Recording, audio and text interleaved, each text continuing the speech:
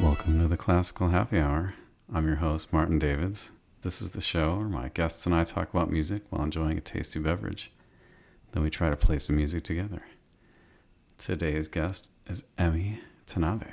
Hi, Emi. Hi, Marty. How are you? I'm great. Good. It's nice to have you here. Thank you. So for people that don't know you, can you tell us what kind of work you're doing these days? I do. I play the violin, first of all.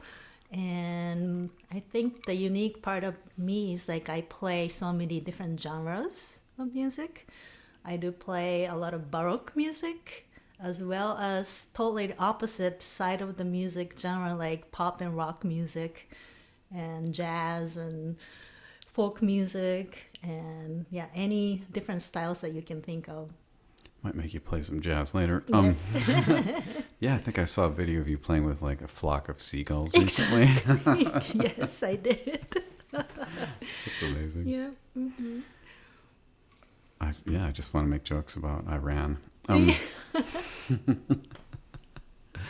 So, like, tell me a little about like where you grew up, and then where'd you go to school? Where'd you learn how to play the violin? Stuff? Sure. So I was born and raised in Tokyo, Japan.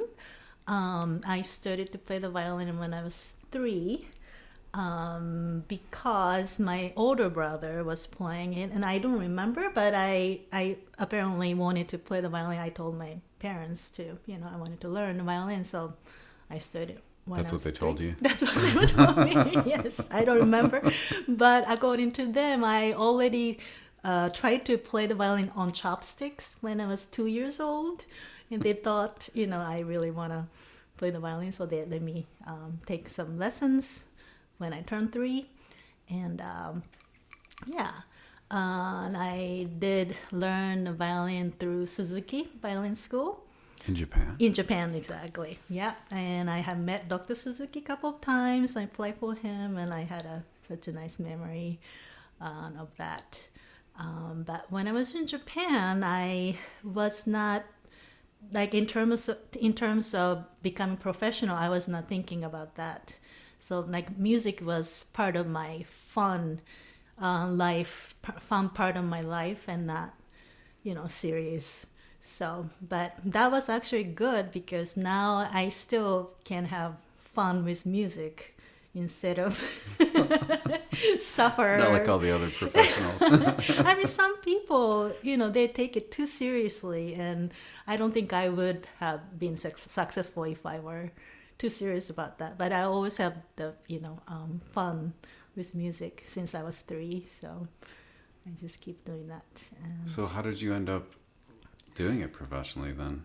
So when I was in high school, I was thinking about my future, and actually I really wanted to come to the U.S. to study. I was always having this fascination about going to outside of Japan to see the world and different cultures. And U.S. has the easiest access. I guess we have a lot of information about it and easier access to go to school. So I really wanted to come here. That was my first desire. And I was thinking, what should I study? And music, I play music, so maybe I can learn music. That's what I, thought. And I auditioned for some schools, and I got in, and I moved to the U.S. to study music. And I was totally the same. I went to college and I really had no idea what to major in. I was like, well, I play the violin, right. So let's start with music. I can always change it. Right, exactly. Me too. Yeah, just to try and let's see what happens, and yeah. So where'd you end up going to school? So the first school I went to was Eastman School of Music, and actually I went there for 2 years, and I transferred to University of North Texas. And I got bachelor and master's degree from there. Then I moved to Chicago after that. Then I went to Roosevelt University. And those are my 3 schools. So you already had a master's. So were you pursuing any particular degree? Well, the thing was, I was on student visa, so I needed to be on visa. was not really particularly needed to pursue degree. If I had a visa at the time, I may have not going to school anymore. But I got into civic orchestra in Chicago, and I got full scholarship in Roosevelt. So it just worked out to move here to continue. What degree were you? It was orchestral diploma. Ah, Yeah. So my first plan was to be orchestra musician at the time. Yeah. that's probably like what you do the least now, right? Exactly. It did not happen at all. I tried. I did some auditions and I failed. I was not really, a fan of auditioning, even if I was playing perfectly until the last minute, and I just failed. So yeah, I don't think I've ever met anyone that said, "God, I love auditioning." I know, right? It's true. It's so great. Very true. Yeah. Yeah. So, you said your brother played Yep. as the rest of your family musicians? Or? Not really. My parents were far from music, and they really didn't want me to become a professional musician at all. They didn't think I could make it, or like it's such a hard field to make a living. So I think they regretted when I decided to, or originally, wanted to come to the U.S. to study music. But later on they started to become very supportive of me when I was starting to make a living and make money and stuff. But yeah. So you didn't like grow up wanting to be a musician then?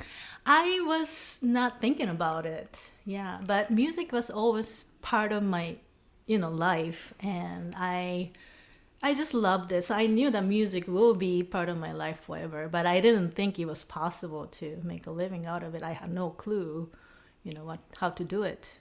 So, did you think you were going to make a living doing something else, or? Well, like my parents' expectation would be like be a lawyer or doctor or something like that. But it was not my. I was not really seriously thinking about it. I was just try different things and let's see how. I didn't have any passion in other field particularly. Yeah, so. So did you try, like, did you ever take a law class or anything? I did not. I didn't get to that far. Because so many people, find music, just they happen to try it and they fall in love. So it could happen in the reverse, I suppose. Right, that's true, right? Yeah, it's never too late. Maybe I should start to go to law school now. It's true. I know some people that have done Really? that. Wow. Yeah. I knew an oboist that, just went to law school and became a lawyer. Wow. And a singer as well. All right. Yeah. I'm going to avoid taking any of those classes so it doesn't happen to me. That's true. It's dangerous. It's dangerous. Become a lawyer. When you were growing up, did you just play? You started on Suzuki, so you were playing a lot of Baroque and classical music. But were you playing any other kind of music? I don't think so. No, only classical music. Yeah, I was in a string orchestra since I was 5 years old. So I play tons of string orchestral pieces, and as we get older, like in high school age, like I started to play a lot of chamber music with my friends just for fun, just sight reading, and we started to have concerts by ourselves, and but only classical music, yeah, basically. Yeah. So how did you end up playing out like pop and jazz and all that other stuff? Because it doesn't sound like you went to school for any of that. No. So at one point, through friends in school, I met so many people from different cultures and different countries in school, and some people play their folk music to pop and jazz, and through that connection, I got this gig. I think it was around 2005, and they told me to show up, and they gave me the music, and that was to play with a DJ, and that was a pop music. And I asked them, where is the sheet music for me to play? Then they're like, no, there's no sheet music. You have to make it up. It's like, what do you mean make it up? I have no idea, So I spend like 2 nights almost no sleeping just to like try to make up like to play some music. Did you at least know any of what the songs were? No, or? not really. It was some kind of Brazilian pop music or something like that I never heard. And yeah, so it was my first experience that I had to play music without, sheet music or written out. So that was the very first thing. And, so like once I do it, people start to ask me in kind of similar situations, in like people who just play, just jamming and improvising. So I started to do that in different occasions. Was this a paid gig? It was a paid gig, yes. At least. Very important. Yes. So I take it it didn't go badly? I hope so. As far as I know, nobody told me that I sucked. So, yeah. I feel like at almost any point in your career, though, if someone says, "Here, show up on this gig," and there's no music, and you don't know the music at all, and you just have to make it up, Exactly. it's going to be a little bit scary. Exactly. It was so scary. I was so nervous. Yeah. And then that led to for me to play a lot with a guitarist who is more like jazz based, jazz guitarist in like coffee shops or some kind of relaxed atmosphere. We will play background music. So he will play jazz music and I try to play that. And at first I only play melodies, but eventually I improvise a little bit just to, even if I make so many mistakes, but if it's a background, it's not really a big deal. It doesn't matter. So that experience, and that was a paid gig. So I got paid while I was learning. So I did a lot. And I still do that too, like background music, and I try different things. And if it doesn't come out well, it doesn't really matter. But, you just keep trying. And Yeah, I mean, there are definitely levels of gigs, even of concerts. mm-hmm.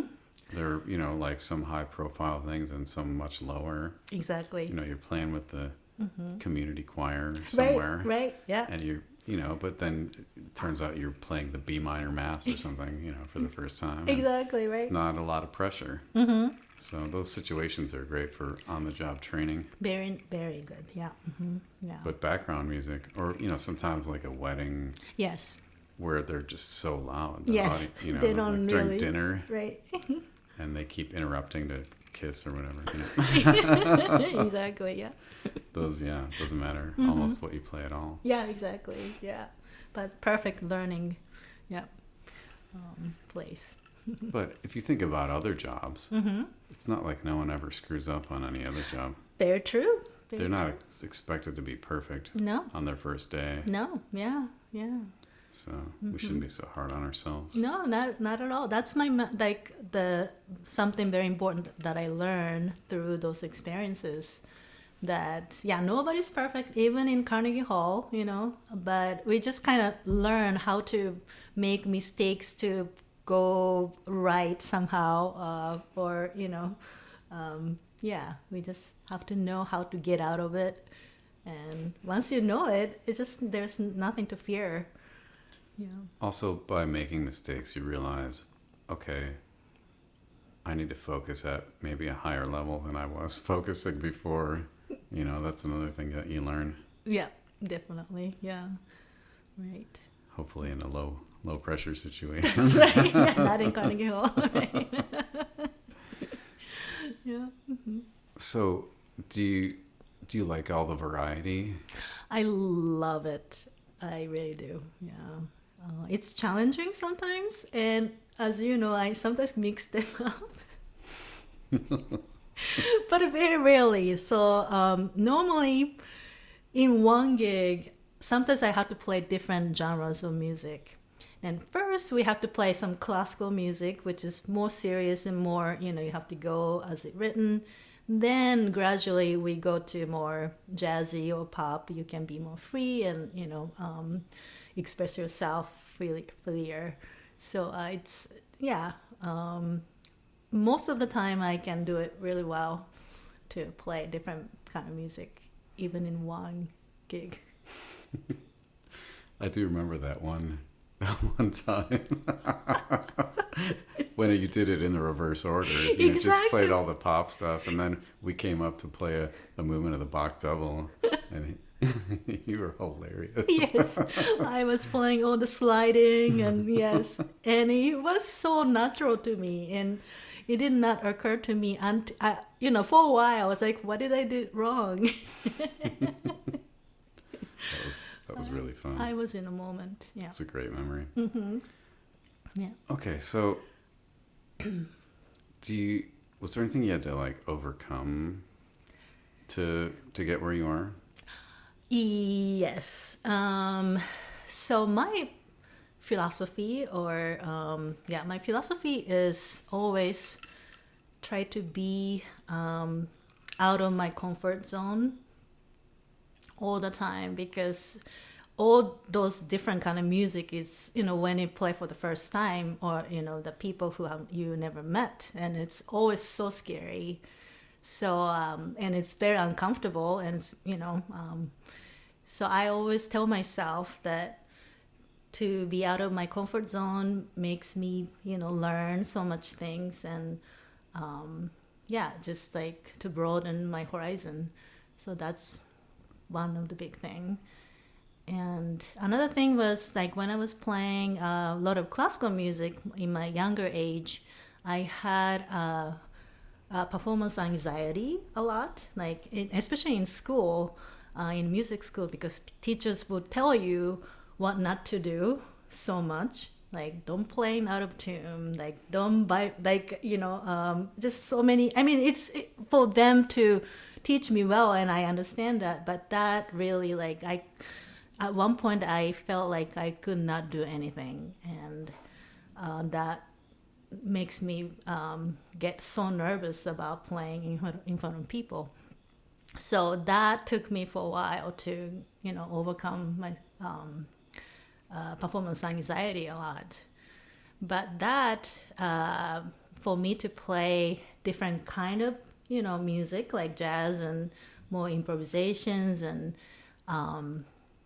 people more freer, and it's just like fear of making mistakes. And I overcome that, and that that kind of way of thinking made me overcome the performance anxiety as well. So, yeah. Yeah, whenever I've played with you, you seemed like you're having a great time. Yeah. What to play with you? Of course. Well, you really make me people, feel like you're having fun too. And yeah, that's... Absolutely, yeah. Yeah, that's the most important thing.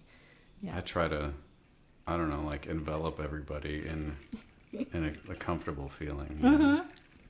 So important.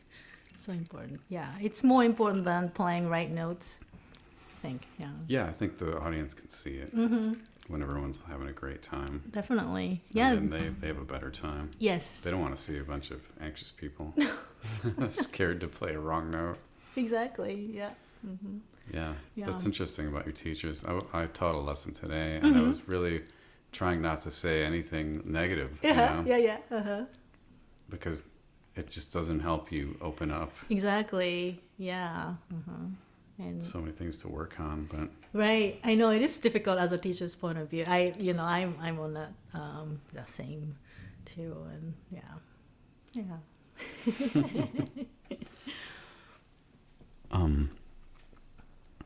So if you didn't do music, what would you want to do besides being a lawyer? I love yoga. So I would probably pursue it doesn't have to be yoga, but that kind of a mental, trying to be centered mentally.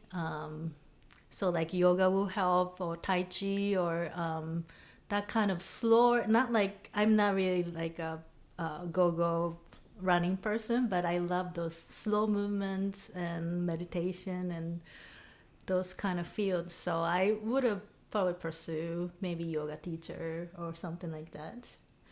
Yeah. I can see that. Yeah. I mean, you can always do that when you retire. Very true. Oh, even like people do that, On the side, simultaneously. yeah. Yeah, yeah, yeah.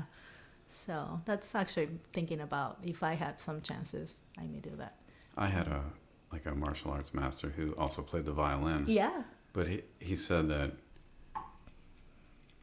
if you're going to practice hours a day, you kind of have to pick one or the other. Right. Time issue. Yes, that's Yeah. another thing, right? You can't be like the ultimate at everything. You have to choose, right? Yeah. But he would always play classical music during the classes. Oh, wow. That's very nice. Yeah. Wow. You'd go in and you'd always find out it was like Brahms's birthday or something. That's really fun. Totally into it. Right. Sorry. It's okay. So what do you love about being a musician?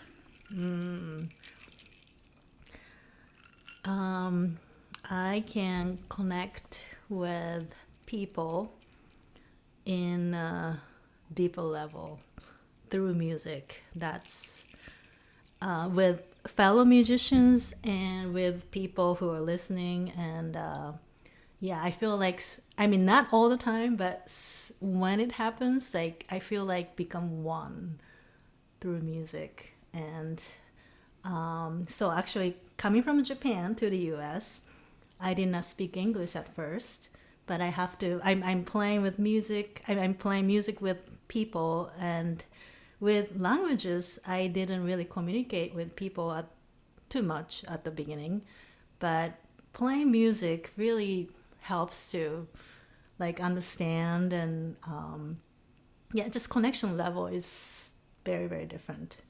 So yeah, that's Yeah, there's so much nonverbal Exactly. stuff that happens in a definitely. rehearsal or in a concert definitely, yeah. because you can't talk. Exactly, yeah.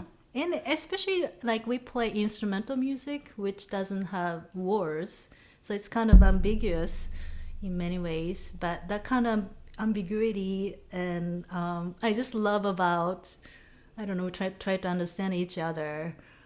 Then we do, and that's such an amazing moment. Yeah, That's cool, yeah. yeah, Yeah, I've definitely played music with people that speak all kinds of languages, and you don't necessarily have to talk. yeah. Exactly. Yeah, you just feel it, and yeah, it's Just look at each other. yes, exactly. Yeah, or feel each other, and yeah. I always remember hearing that like a larger percentage of what's communicated is through body language than through what we say. I heard that too, like 90% or something like that. I don't know where they get the Yeah, numbers. right. I couldn't count it, right? Yeah. How many conversations did they? I know. But it's so true. I mean, just when you walk into a room, Yeah, you communicate so many things. that's true. Or walk down the street. Yeah, yeah, definitely. Yeah, nonverbal. Yeah. Or the way you stand in a group, Yeah, like so much is obvious yeah. that we never talk about. That's right. Yeah, very much so.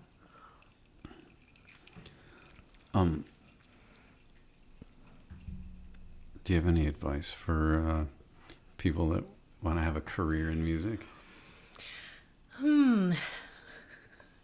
Let's see. So don't worry about what you're not good at as much, but pursue what you love and what you're good at. Because I was younger, and I'm still now, like I know my weakness and strength. And when I see my weakness, I always feel like I'm not good enough. But when I see what I love about it, just go into it, and it just opens your way for some reason. So like pursue what you love and what you're good at. So like your soul expands when you do what you're good at, you mean?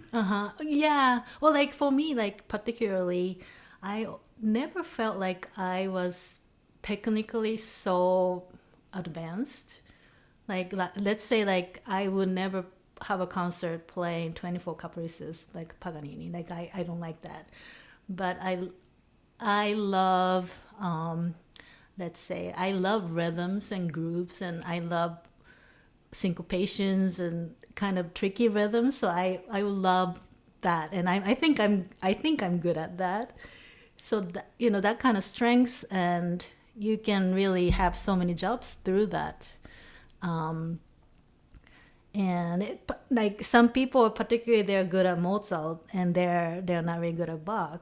So you can eventually pursue that kind of category, or that I don't think you have to suffer that you're not good at Bach as much. I mean, it, to some extent in school you have to try until you know it, but yeah. I think there's a limited number of people in the world that we need to play Paganini. It's a pretty small number. That's true. that are going to get paid to play that. That's true. Yeah. It's okay. I don't need to be in that group either. We got people for that. Right. Exactly. Yeah. Yeah. Okay. Do you have anything cool coming up? Let's see. I every day is cool, but I will. So like I'm a member. I'm a member of Apollo's Fire, and Apollo's Fire season will start in October. We will have so many different projects through that, and first. I mean, we do non-classical music as well, like crossovers. And first thing that I'm really looking for is to play some chamber music, or like 5 or 4 people playing Middle Eastern music in Lincoln Center, New York. And that's actually really, I'm like really looking forward to that. And I don't know, there are so many things. Every day, looking forward to. Yeah, no, people are asking me if I'm having a good weekend, and I just think, yeah, every day is great. Yeah, it is. It is. Yeah. Why do you have to divide it? Right. It's just always good. It is. Yeah. Okay. Is there anything you want to ask me? Ooh. Yes. So Marty, I think you're so well balanced to me in terms of, you play for other people, you belong to different orchestras, but at the same time you have your own project, then you have your family, and I think you're maybe one person, I don't know anybody else who do that like really well. And how do you balance that, and do you have any priorities, or like how you decide your time, and how do you balance those? I mean, I try to make the most out of the opportunities I have. Okay. That I really like, try to pick the things I love doing with the people I really like. Mm-hmm. And sometimes there are conflicts in those, and that always sucks. Yeah. It's like, why? Like when you're making your calendar, it's right. just one of the worst times of the year. Right. But, I think marrying somebody that like also works a lot, but really wants me to be around and is just not a fan of me being gone all the time, Mm-hmm. just makes me like decide I don't have to work all the time, you know? Yeah. And like when your kids are at home, they're only at home until they're like 18, so you may as well be there. Mm-hmm. Yeah. For as much as you can. Right. Yeah. And I think teaming up with somebody makes it easier to have a balanced life. Mm-hmm. Okay. Because they can enable you to do things, and you can enable them right. to do their things too. Right. And I don't know, the older I get, I just want to do the really cool things before I can't do them anymore, Mm-hmm. So I have kind of a list of you projects. do? Yeah. You do? That's amazing. And I all these ideas of things I want to do, and I try to chip away. Wow. And but a lot of them you can't do by yourself, you know. Yeah. And so many people are so busy, and they all cost money. So, but if there's an exciting thing to do, I'd love to raise the money to do it, you know. So I think I'm still like curious, and I still love doing everything, and so I don't know. I never think about trying to balance it. It just happens. Yeah, I just try to enjoy my life, and if I'm like overworked or stressed out, it's not that enjoyable. Yeah. And I don't know, I try to think about what am I doing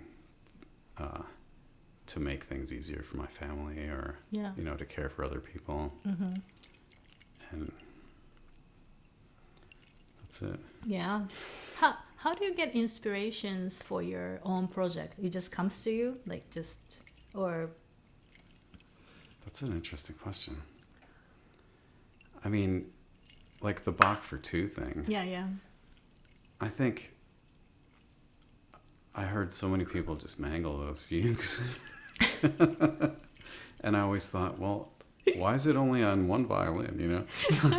I love you. I love your idea. I mean, I love that. Yeah. But I also, I don't think that all my ideas are original. I think lots of people have had that idea, but you have to just execute the idea, you know? Yeah. Like, okay, wow. It took me a lot of hours just to do one of these fugues for two violins, you know? But then I did all of them. So, Yeah. and then I just thought, okay, I have all these other things I want to do, and yeah, I just get ideas. Yeah. And I have a little book that I write my crazy philosophies and ideas in, Okay. so that I don't forget. Yeah. So you have like a bucket list. But I think the goal, I mean, the key to having a balanced life is to underachieve. I like that. I like that. You're not too hard on yourself. That's what you mean. I also think that there's a certain amount of things I'm supposed to accomplish before I die, and if I take my time, then it's going to postpone. Right. Yeah. I'll live longer. Right. I love that. That's amazing. Don't just finish it all now. Right. So true. I like that a lot. Huh. Okay. Yeah. Okay. Well, I think we're going to take a little break. Thanks for listening to the show. You can buy some of these things that we're talking about at bachfor2.com, like my CD Baroque and Alone, the greatest title ever. Yes. And yeah, we're going to finish our drinks here, and then we'll be right back with some music.